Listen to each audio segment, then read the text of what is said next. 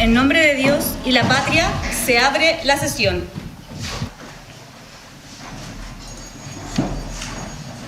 Recibimos en primer lugar a don Juan Ignacio González Errázuriz, abogado, obispo de la diócesis de San Bernardo. Muy bienvenido. Tiene 15 minutos para hacer su exposición. Esta invitación y lo que voy a hacer para ahorrar tiempo es leer una minuta que he preparado que dice así: agradecemos la audiencia que nos ha concedido el Consejo Constitucional. Actúo en representación de la gran mayoría de las confesiones religiosas en Chile, cuyos representantes principales se añaden al final de esta minuta presentación. Queremos expresar que estamos en lo esencial de acuerdo en la fórmula con que el artículo 16.13 ha abordado la libertad religiosa y de conciencia propuesta por la Comisión de Expertos. En este breve escrito abordaremos las diversas enmiendas que los consejeros han introducido al señalado artículo. Expresamos que sustancialmente las enmiendas propuestas por los consejeros son adecuadas a una justa definición de la libertad de conciencia y religiosa. Se han recogido en ella algunas de las propuestas de las iniciativas populares de norma y que las confesiones propusimos oportunamente.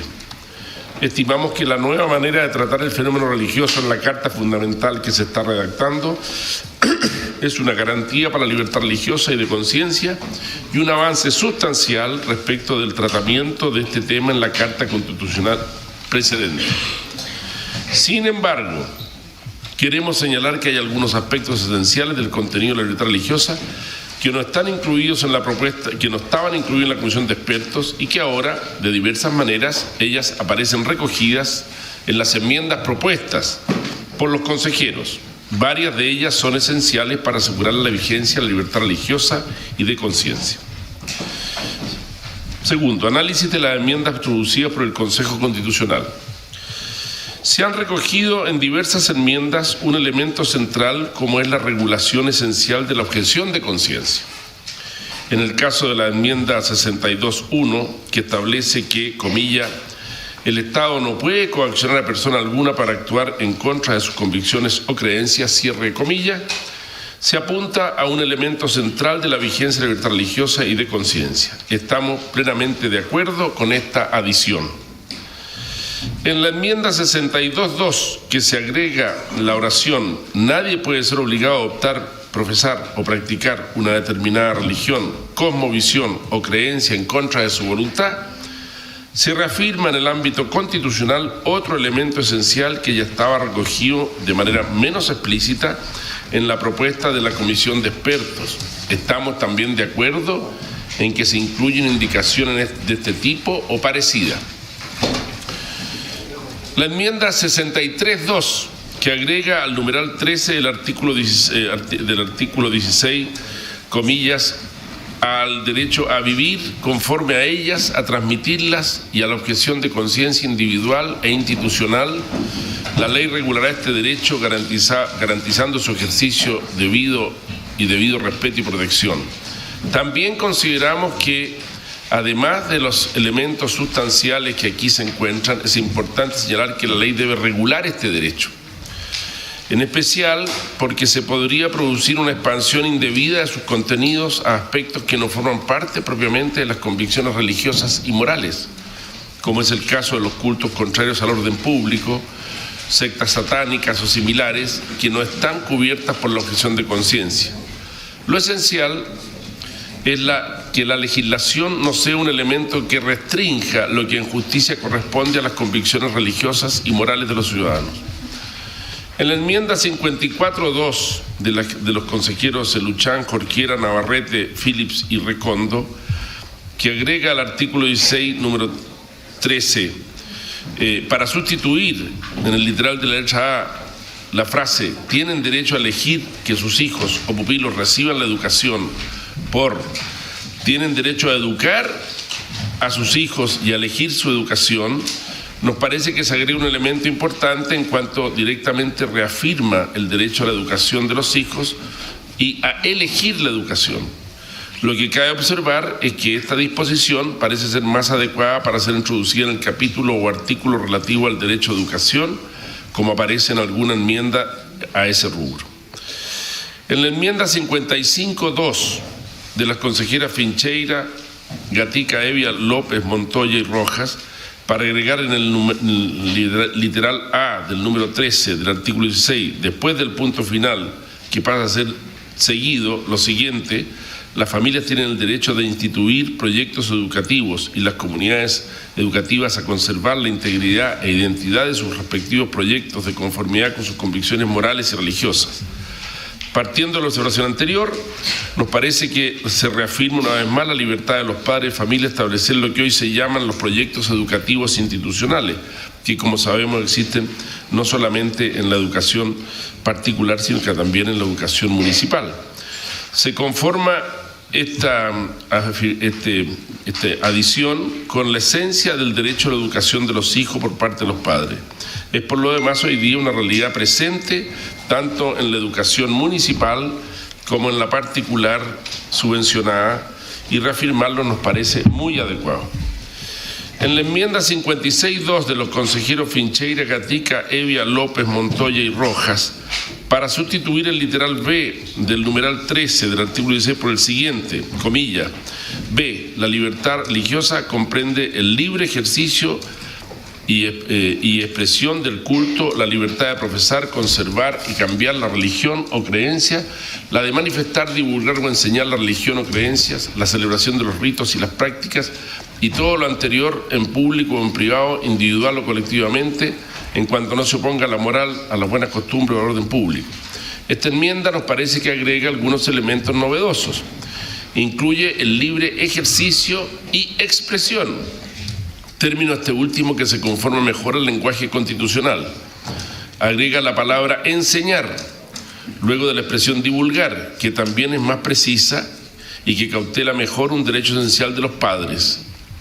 Estamos de acuerdo con su adición. También la adición de individual y colectivamente refuerza el contenido del artículo. En la enmienda 58.2 de los consejeros Araya,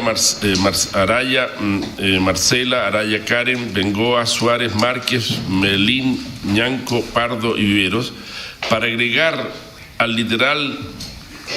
un literal al inciso 13 del artículo 16 del siguiente tenor: la adscripción a una religión no puede ser utilizada como un factor determinante en el ingreso a establecimientos educacionales, ni para la celebración, mantención o término de contrato de trabajo o de prestación de servicios. Toda discriminación por motivos religiosos es ilegítima. Se comprende perfectamente el sentido de la norma, porque nunca se puede aceptar una discriminación arbitraria e injusta. Sin embargo, estimamos que debe tenerse en cuenta que en el caso de los establecimientos que tengan un proyecto educativo institucional donde se reafirman particulares valores y principios que son muchas veces la causa por la que los padres y madres de familia los escogen, hay que equilibrar bien la facultad de los directivos para evaluar si los docentes se atienen a las enseñanzas de esos valores y principios, que, como se sabe, no solo se imparten en el proceso de enseñanza-aprendizaje de las materias relacionadas con ellos, sino en todo el plan de formación. Podríamos preguntarnos, ¿cómo se da una justa solución al caso de docentes que enseñan valores y principios o conductas contrarias al proyecto educativo institucional? ¿Quedan los directivos amarrados por el contrato de trabajo que se transforma en inamovible, pese a no cumplir el docente con los elementos centrales del proyecto educativo institucional? ¿Cómo se adecúa el derecho de los padres a la educación de los hijos y la libertad de cátedra? Son temas que requieren mayor deliberación o que la ley establezca un procedimiento para el estudio de cada uno de estos casos. En general, podemos afirmar que los establecimientos educativos no utilizan la adscripción a una determinada religión o creencia para aceptar o no el ingreso, incluso los que son confesionales. En el caso de los que tienen subvención del Estado, ello está garantizado por la Ley General de Educación.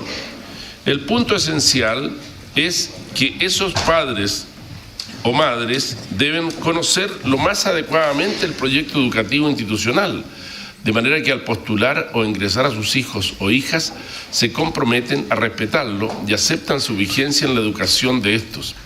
Este artículo, tal como está propuesto, quizás debe ser adecuado a las realidades antes indicadas. En la enmienda 59.2 de los consejeros Eluchans, Jorquera, Navarrete, Phillips y Recondo, artículo 16, inciso 13, para agregar un nuevo literal del siguiente tenor: las iglesias y confesión religiosa gozarán de la adecuada autonomía en su organización interna para sus fines propios. Nos parece perfectamente adecuado y es parte de lo que las confesiones religiosas de Chile solicitamos y que no fue recogido por la Comisión de Expertos. Apunta a un elemento esencial de la libertad religiosa. Estimamos que en toda la legislación actualmente vigente, con excepción del artículo 20 de la Ley 19.638, no hay un reconocimiento a la autonomía de las confesiones y que hacerlo en la Carta Fundamental dará verdadera eficacia a la vigencia de la libertad religiosa. En el moderno derecho eclesiástico del Estado, es decir, la manera como las normas estatales regulan el fenómeno religioso, no en cuanto factor religioso, sino en cuanto factor social esencial de la convivencia democrática, debe establecerse el principio de una justa autonomía resguardada a nivel constitucional. En cuanto a la enmienda comentada, estimamos necesario agregar a la norma propuesta en el artículo 16.13 el reconocimiento constitucional de las creencias en el derecho.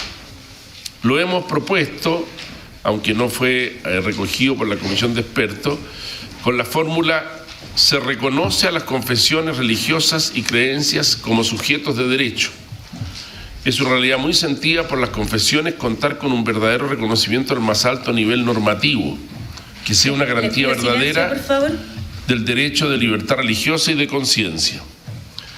En nuestra propuesta hemos tomado en cuenta que el derecho chileno solo muy tardíamente ha tenido el reconocimiento jurídico explícito de las confesiones mediante la Ley 19.638, como ya se dijo. Con anterioridad, su existencia venía avalada por la jurisprudencia y la costumbre arraigada. Estimamos que introducir dicho reconocimiento en la Constitución es un aspecto esencial para garantizar la libertad religiosa y de conciencia. Ello no se opone a que la ley regule la forma y manera de dicho reconocimiento, pero dichas normas legales no son en ningún caso constitutivas de una confesión religiosa, sino declarativas, pues el fenómeno religioso es anterior a la regulación estatal y forma parte de la esencia de la naturaleza humana, por sí misma religiosa y espiritual. Voy terminando para no latearlos demasiado. Al mismo tiempo, creemos necesario establecer en la misma Carta Fundamental que todas las confesiones y creencias, además de la autonomía, como ya está propuesto, deben tener igual trato por parte del Estado, la ley y las autoridades de cualquier tipo. Lo hemos sintetizado en la propuesta de las confesiones que hemos hecho a la Comisión de Expertos en la fórmula: y gozan de plena autonomía e igual trato para el desarrollo de sus fines, estableciendo que tienen derecho a regirse conforme a su régimen propio, que significa que cada confesión o creencia puede darse sus normas para el desarrollo de sus propios fines. Dichas normas, como es lógico, no pueden ser contrarias al orden público y a la ley. Por último, las confesiones religiosas estiman que, especialmente en el caso de aquellas que no son mayoritarias, muchas veces en la realidad práctica se pueden producir discriminaciones arbitrarias en el trato que se les concede, especialmente en el cumplimiento de sus fines sociales. Termino agradeciendo sinceramente la atención que tanto la Comisión de Expertos como ahora el Consejo Constitucional ha brindado a las propuestas del conjunto de las confesiones religiosas y creencias, que incluyen las cosmovisiones religiosas de nuestros pueblos originarios.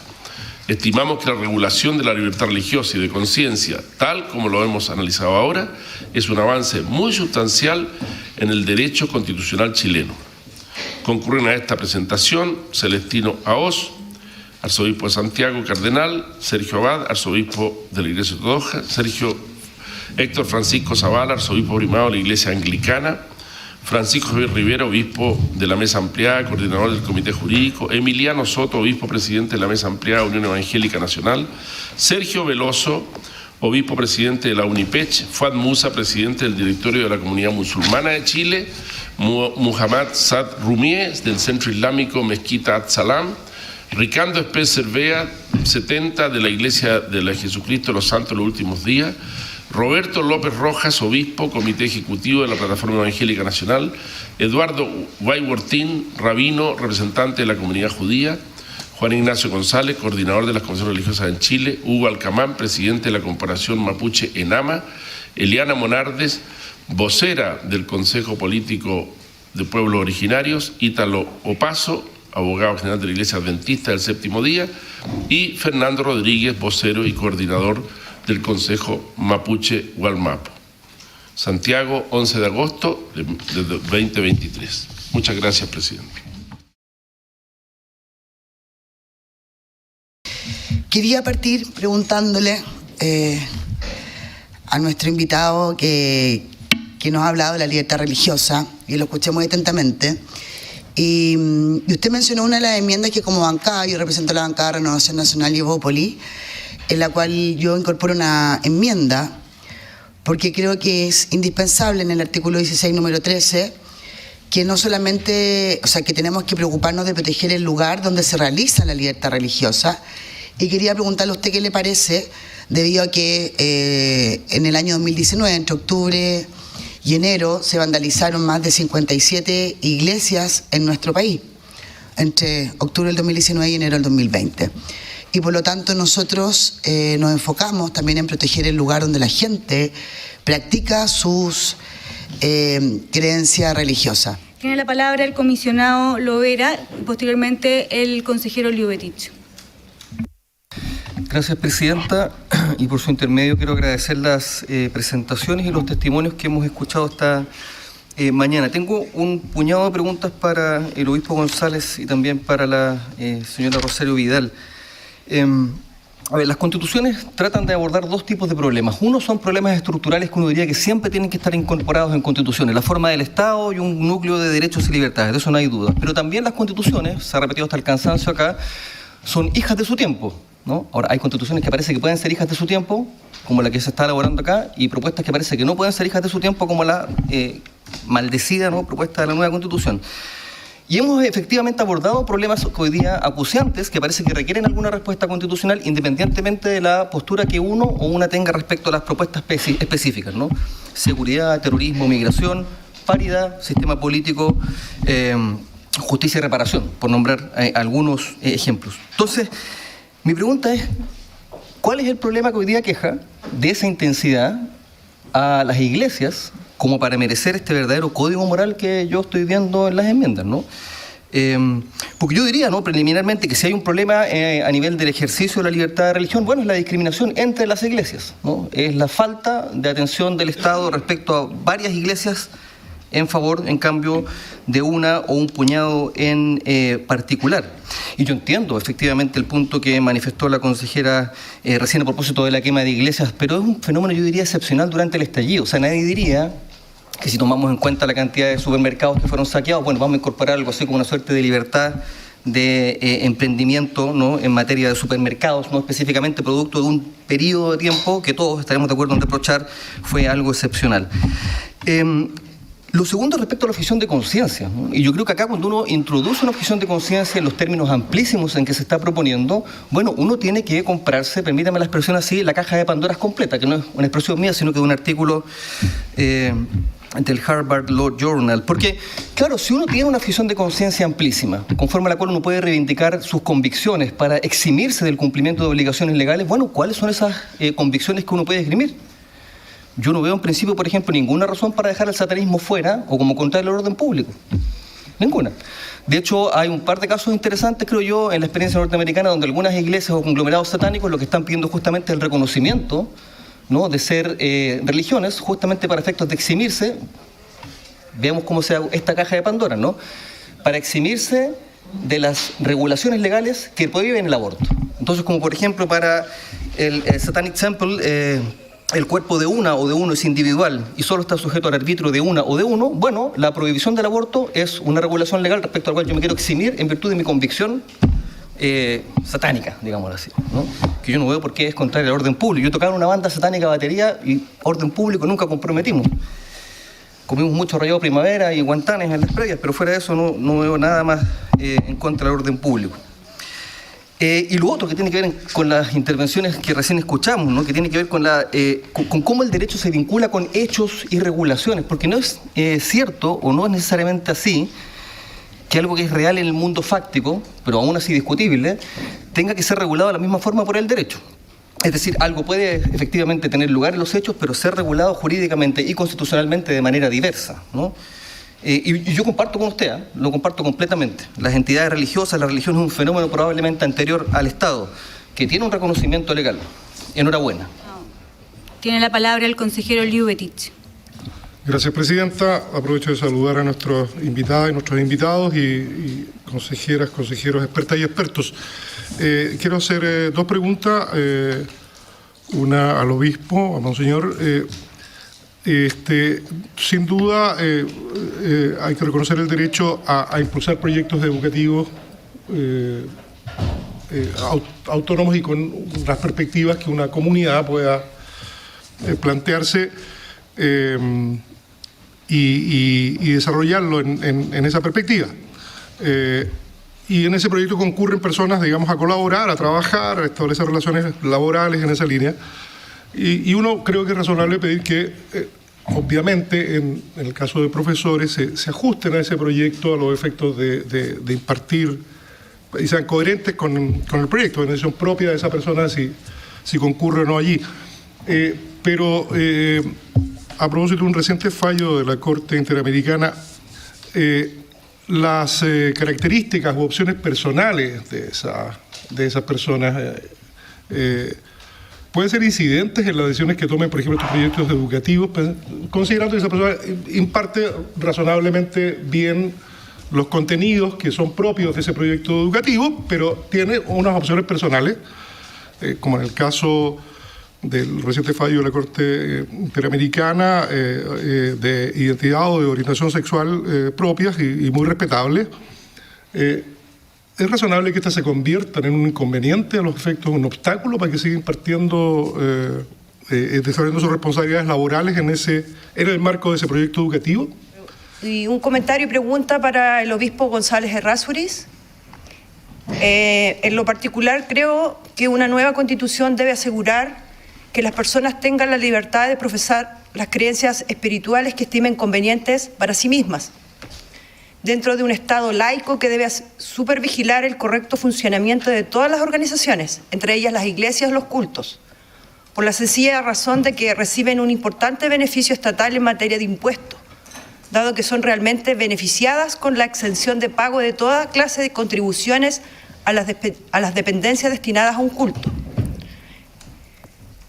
Mi pregunta es, si las iglesias y cultos religiosos, aparte de ser grandes generadoras de riquezas económicas, son además estructuras de influencias en las políticas públicas, que se expresa con la presencia suya, señor obispo, en esta comisión de resolución constitucional, ¿no cree que es de toda justicia que las iglesias y los cultos deberían estar afectas al pago de impuestos, contribuciones, o al menos auditadas, como cualquier otro sujeto de interés en nuestro país? Nada, tiene la palabra la consejera Gatica. Saludar a todos los presentes y agradecer a los expositores. Mi pregunta va para don Juan Ignacio, por su intermedio, señora presidenta. Si podría profundizar en la diferencia de educar a los hijos y escoger la educación de los hijos. Y también hacer una observación respecto del tema del ataque que se sufrió en octubre a las iglesias. No fue algo tan simple. De hecho, nosotros en la población Manuel Plaza de Buin tuvimos que hacer una cadena humana porque llegaron personas que no eran de Buin, con la decisión precisa de quemar las iglesias que habían, que son templos que los hemos construido con nuestro dinero, con nuestro esfuerzo, vendiendo completos, haciendo onces. Así se construyen los templos evangélicos.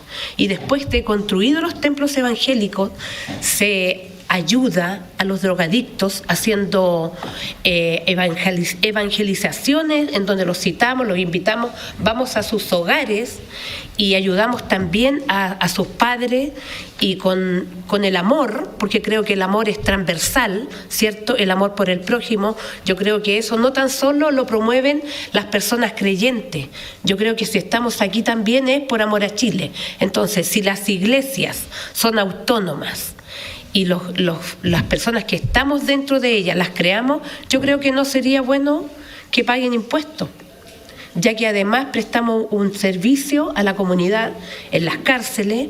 También fuimos a la cárcel de Arica y le comento que hay una cárcel con 50 maquinarias de primera línea de costuras, y hay muchos lugares ahí también para ayudar a las personas que están privadas de libertad, en donde la Iglesia Evangélica asiste a ayudarlas y también a ayudar a sus hijos. Siempre voy a destacar la labor que hace la Iglesia, la Iglesia Adventista, que también la conozco, cuando hay desgracias a nivel nacional, catástrofe o FASA, son los primeros que mandan la ayuda a las personas. Entonces, yo creo que también es bueno que miremos que esos lugares deben ser protegidos, porque finalmente prestan un servicio a la comunidad y, como siempre lo he dicho, invisibilizado. ¿Por qué? Porque nosotros no estamos siempre contando lo que hacemos. Yo creo que hoy día es un día en que eso se debe hacer, para hacer justicia. Ahora tiene la palabra la consejera Montoya. Muchas gracias, señora Presidente, y por su intermedio saludar a todos los consejeros, los comisionados, a nuestros expositores, muchísimas gracias, y a todos los presentes. Mi pregunta va al obispo Juan Ignacio González Errázuriz. Hay una IPN, la 8103, ¿no es cierto?, y una enmienda también que se hace en cargo de la asociación entre las confesiones religiosas. ¿Qué tan relevante es ese aspecto para que este derecho fundamental como la libertad religiosa y de culto? Mi segunda pregunta sería, ¿qué podría decirnos sobre el significado de los acuerdos con las confesiones en la propuesta del nuevo texto constitucional? Muchísimas gracias. Tiene la palabra la comisionada Pereo. Gracias, Presidenta. Saludar a todos los presentes y a quienes nos acompañan por Zoom. Y la verdad, primero quiero hacer un comentario y luego dos preguntas. En primer término, respecto de la libertad religiosa, es evidente que para el ejercicio legítimo de los derechos se requieren ciertos requisitos que forman parte del contenido del mismo derecho, porque de lo contrario se hace imposible el ejercicio. Yo no podría decirle a una persona, usted tiene libertad para elegir, si en definitiva ni siquiera doy las condiciones para que eso ocurra. En términos prácticos, a propósito de lo que vivimos en la comisión experta, donde agradecemos que haya estado Monseñor también con nosotros, uno de los grandes acuerdos, y para que quede en acta, que se tomó respecto de la materia de libertad religiosa fue la exención de las contribuciones. Es más, si se revisan las actas, ustedes podrán ver que es un acuerdo en el cual suscribimos los 6 comisionados de la subcomisión en ese momento. Diciendo eso, también quisiera aprovechar la instancia para hacer una pregunta. Comparto en parte, solo en parte, con el querido comisionado Loera, que los derechos no son absolutos. Por lo mismo, y dentro del mismo contenido, hay un sentido negativo de los derechos, aquello que supone el derecho ajeno, el respeto al otro, y por lo tanto en ello se funda la objeción de conciencia. Preguntarle a Monseñor en ese sentido, ¿cómo la objeción de conciencia forma parte, evidentemente, del derecho a la libertad religiosa? Ahora tiene la palabra Monseñor Juan Ignacio González para contestar las preguntas. Me hicieron bastantes preguntas, le agradezco. Lo primero que quiero decir es que, claro, yo estoy aquí en representación de quizá un 75% de las confesiones religiosas que existen en Chile, incluidos los musulmanes, que son poquitos en Chile, y también incluidos la comunidad judía, la Iglesia de los Santos de los Últimos Días y todas las configuraciones de las iglesias protestantes, de la mesa ampliada y de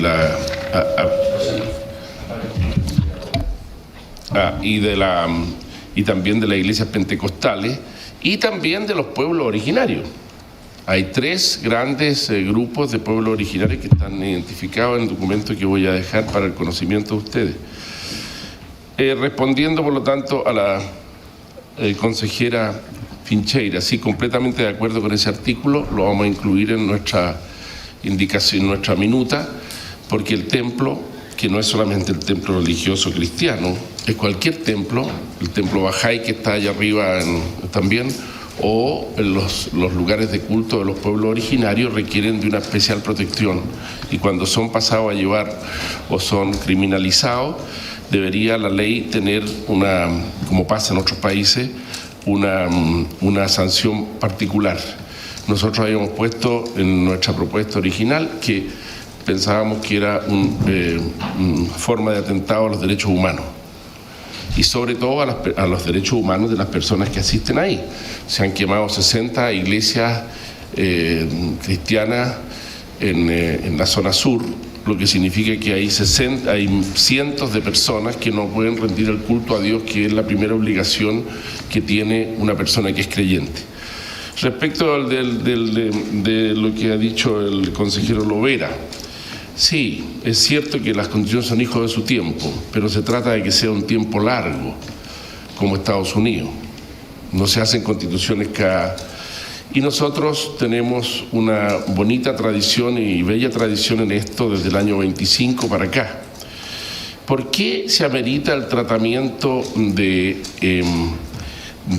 la objeción de conciencia y de muchas cosas tan específicas? Porque contrariamente a lo que usted piensa, mi estimado consejero, la convicción y la creencia de la mayoría de las iglesias que yo represento estiman que en Chile no hay un adecuado reconocimiento a la libertad religiosa.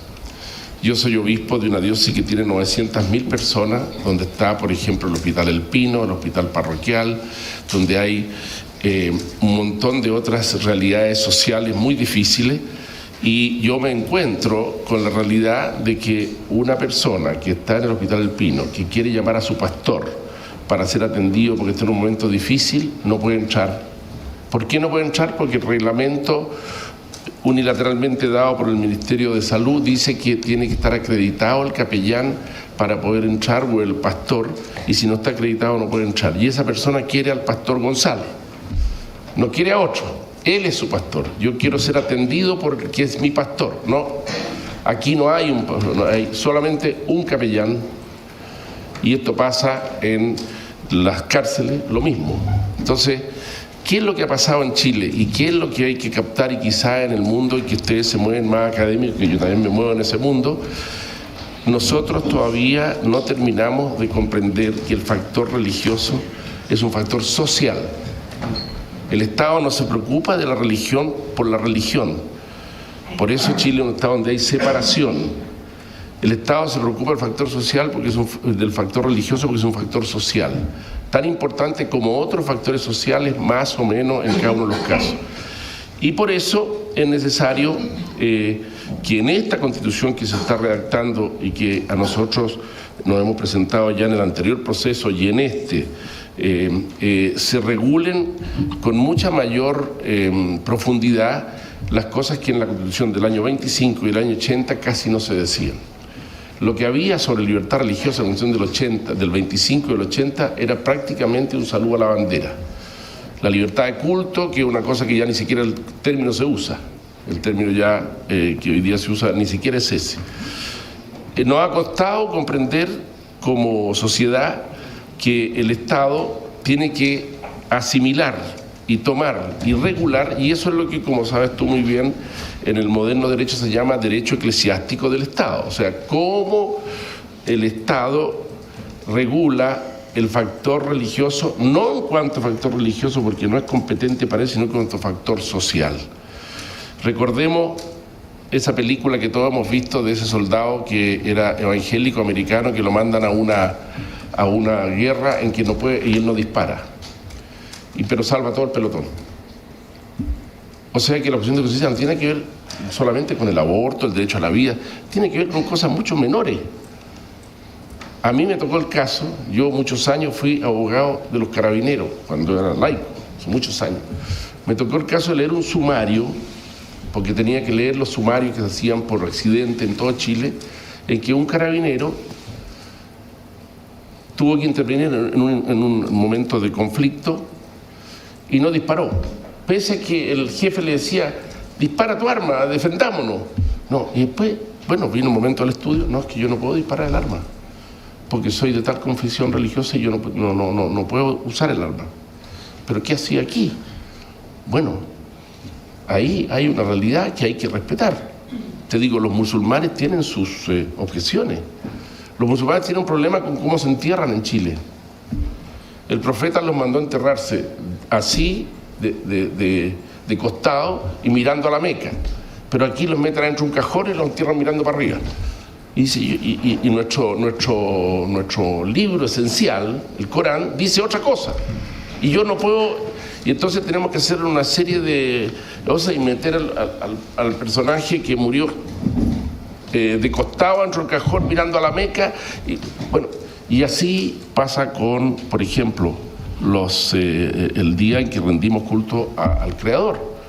Los musulmanes el viernes, los judíos el sábado, los cristianos el domingo.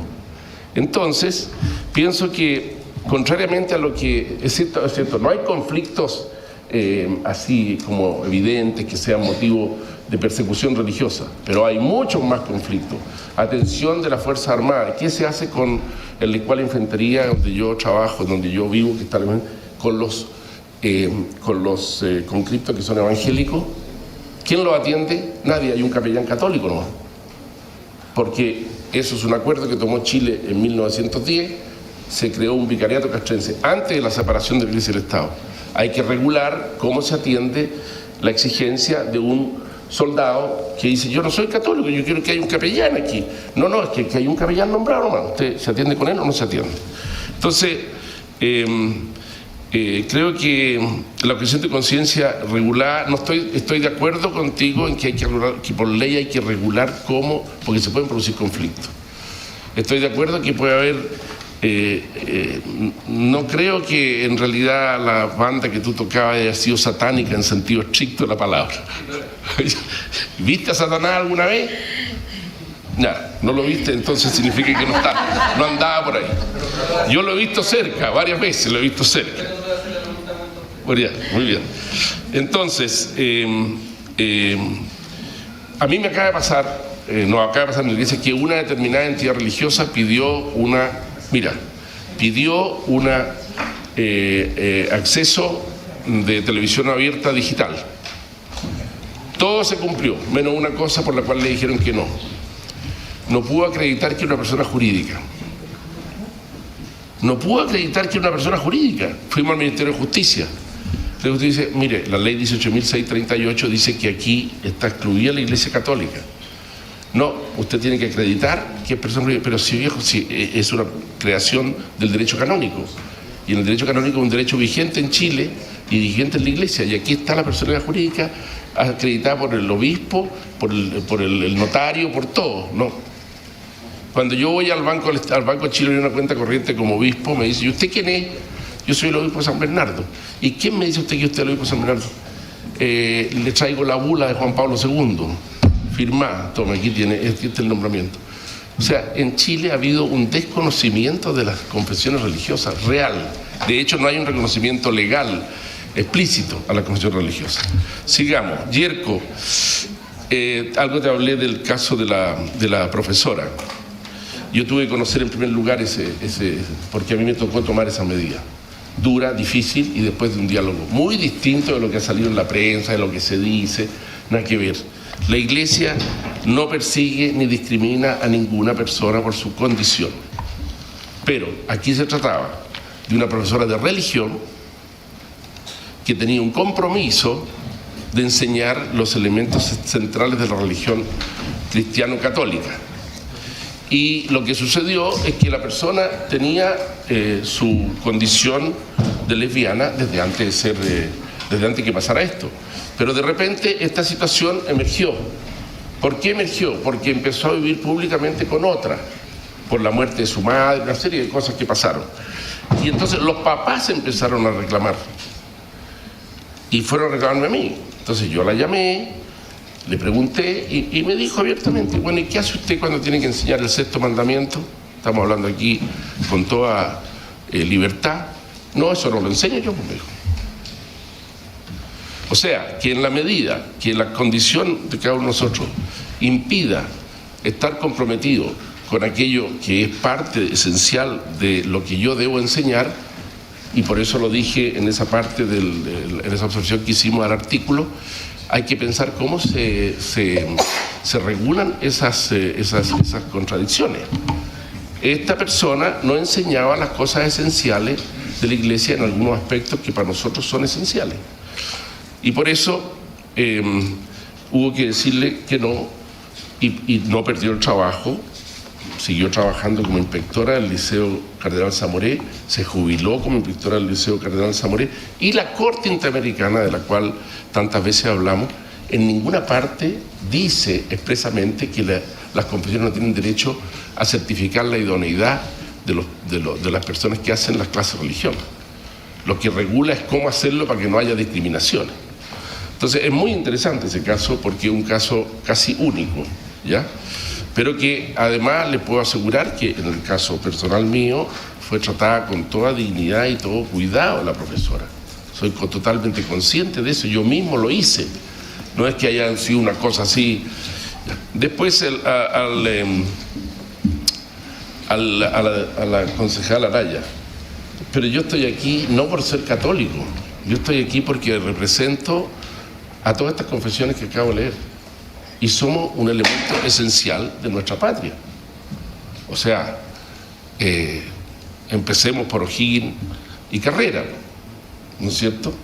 Tenemos un Te Deum en la catedral que está aquí al lado, porque O'Higgins y Carrera en carta firmada por los dos, cosa rara, porque no siempre firmaban cartas juntos, piden al obispo de Santiago que se haga un Te Deum de acción de gracias por la independencia de Chile en la iglesia catedral. Entonces, mirar la historia es muy importante. Conozco muy bien y con mucho detalle cómo se gestó la separación de la Iglesia y del Estado en la Constitución del año 25. Los hermanos evangélicos y nosotros también pensamos que usar en la Constitución la palabra laico, después de 100 años de separación tranquila y sin ningún problema, es como una cosa absolutamente, es poner un elemento de tensión. Y por eso me alegro de que hasta ahora no lo he visto dando vuelta a eso en las observaciones. Hay en Chile separación de la Iglesia y del Estado. ¿Qué es lo que es la Iglesia para el Estado? Un factor social. ¿Por qué hay exención?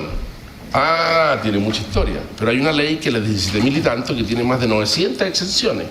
¿Por qué hay exención del aeródromo de Coyhaique? Tiene exención territorial, no paga impuestos. ¿Por qué? Porque es un factor social esencial para la conexión del país y entonces para incentivar eso. ¿Qué pensó don Arturo Alessandri y compañía en su tiempo? Que efectivamente las iglesias, aunque él era agnóstico, las iglesias, tenía muy buenos amigos católicos, entre otros el obispo Edwards, las iglesias y las confesiones religiosas, especialmente en un momento en que venía la separación, eran un elemento esencial en la conformación de nuestro país. Y por lo tanto había que darle un incentivo. Y ese incentivo es un incentivo que es muy menor, porque la mayoría de las iglesias no son las católicas, la mayoría son pequeños templos evangélicos que si yo voy a La Pintana y los cuento y digo cuánto pagan de impuestos, no es nada.